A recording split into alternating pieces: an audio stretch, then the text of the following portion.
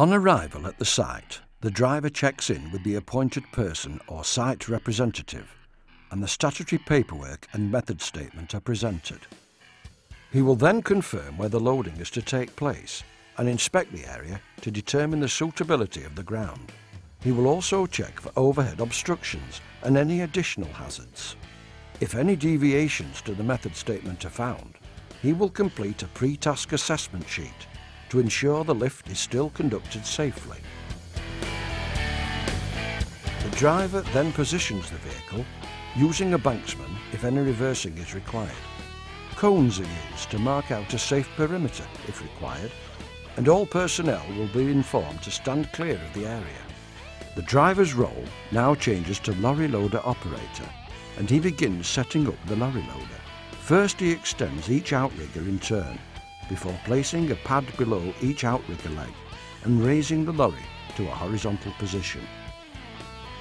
The lorry loader remote control unit is now used to extend and lower the crane so that he can attach the 4 lifting chains to the crane hook.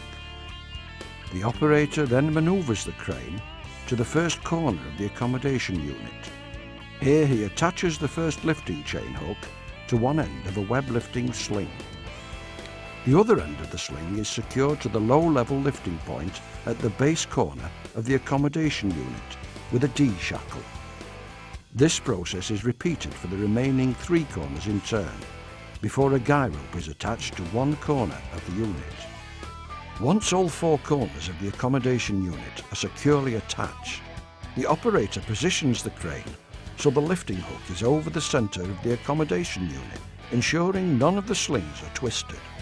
Prior to loading, he will then raise the crane to take the weight and perform a test lift to ensure there are no issues with the operation. Once the operator is satisfied that there are no issues with the operation, the accommodation unit is then lifted to the required height and slewed over the lorry bed. The guy rope is used to control movement and guide the unit as it is lowered carefully into position. The operator will check for even load distribution and reposition if required. With the lifting operation complete, the operator will lower the crane so the lifting tackle can be removed from the bottom corner of the accommodation unit. The slings and chains are then removed from the hook, and they and the lorry loader are stowed away. The outriggers will then be raised and retracted in turn, and the pads returned to their stowage compartments.